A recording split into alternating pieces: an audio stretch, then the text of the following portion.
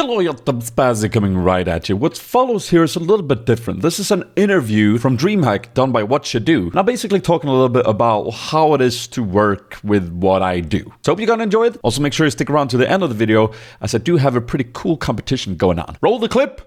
So my name is Jonas. On the internet I'm known as Sp4zie. That's Sp4zie with a 4 instead of an A because I'm a gamer. And I would call myself a YouTuber. I could do YouTube full time. So I could basically, my workload at that point would basically be waking up, playing computer games, making videos about them, doing some vlogs about them, and also stream a little bit. But I also do some consulting on the side. I also talk about what I've learned through these years of doing this, mainly because I think that's fun. So I do a lot of things, but if I were to say what the YouTube thing is about, it's about making videos, about the content that you love, and also interacting a lot with the people that watch those videos. So for instance, on a Monday I usually have 3 hours where I just sit down and answer inboxes and mails and just talk with my viewers, because it's really important for what I do. So my background is that I'm born in a suburb in Stockholm, in Sweden. I've had a lot of different jobs, from being a bed salesman to working a little bit with magic in a very amateur way. So I've been doing a lot of strange things, and then I came to a point which was something that I planned to do for a long time, which was studying for radio production, because I loved the radio as a medium. Those studies, they were for 3 years. As soon as I got up there, I started to create a YouTube channel and build that as I was studying.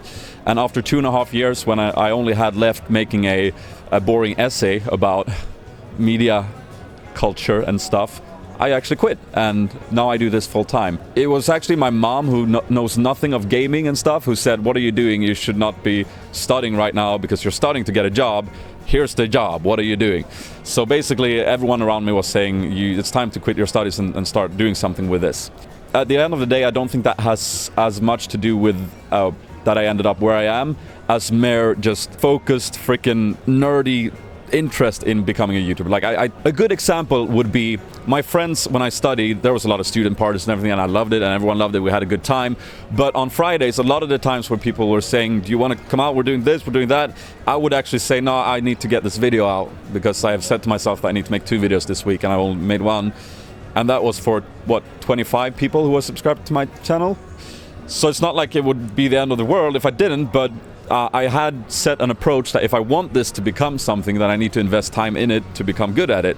And it's very much your own motivation that sets the limits of what you do. You cannot really take any easy ways. You have to work hard for free for a long time before you actually get there, both quality-wise and viewer-wise, to making it a sustainable living. There are channels on YouTube about making channels on YouTube. So basically everything is out there for you to claim.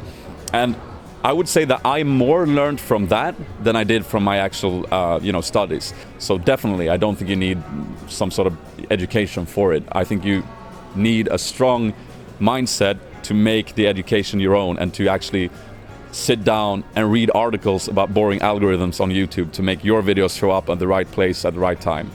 And that takes a lot of commitment, and you need to do that your own, for yourself. You need to do that. It needs to be only you.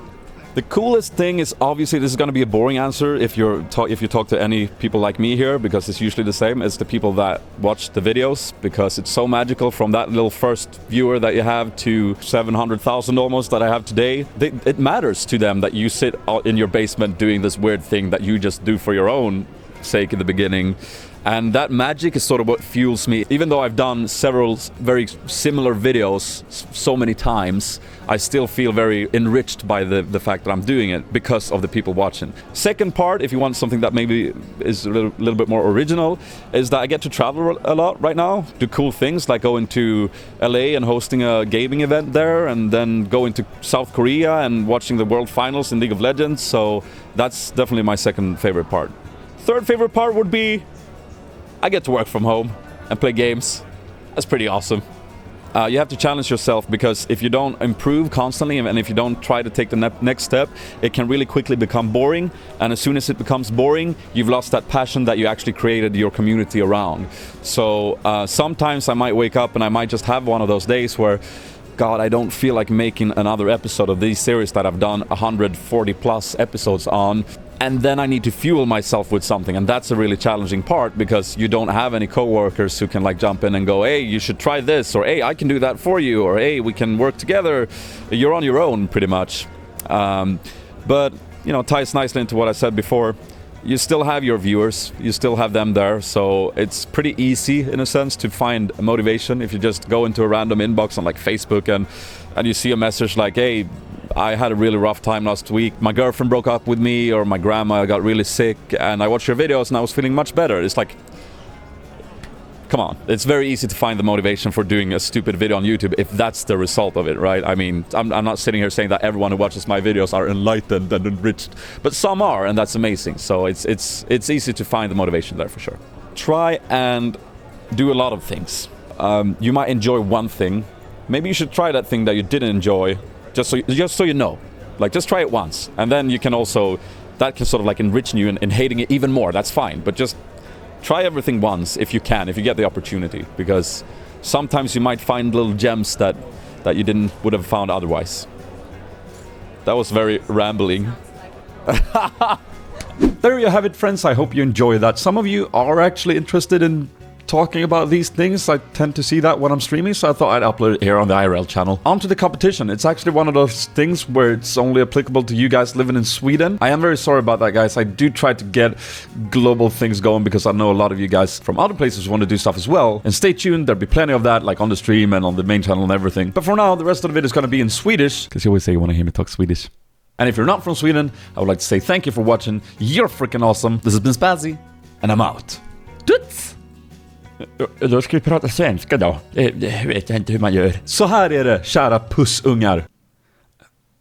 Skånemejerier har en jättecool kampanj just nu. Den heter Social Media Show-Off. Och den går liksom ut på att de har fattat att det är ju ni som sitter på de flesta coola idéer och fattar hur Facebook funkar, eller typ Twitter, eller typ Instagram. Och de behöver liksom er hjälp nu. Det man ska göra är att man ska alltså presentera en företagsidé som handlar om sociala medier. Och det företaget behöver inte handla om specifikt Skånemejerier, utan det viktiga är att man presenterar lite hur man tänker kring varumärkesbyggande, branding, fancy words. Ni vet vad jag snackar om. Jag kanske var tvungen att googla det, men ni fattar. Om ni går till länken i beskrivningen så ser ni allt ni behöver veta. Ni har till den 11 januari på er att skicka in. Ni kan presentera det i bild, i film, i ljud. Ni får vara hur kreativa som helst. Och det coola är att man vinner 100 000 spänn. Och man får 1 års uppdrag med Skånemejerier. This is the real shit, man. Nej, nu blev det engelska igen. Så om ni är på något sätt intresserade av att göra någonting på sociala medier, typ som jag, så testa det här. Jag får så himla många bra idéer av er skickade till mig. Nu kan ni skicka dem hit och så kan ni kanske vinna. Så det här har varit Sp4zie och jag är ut. Duts!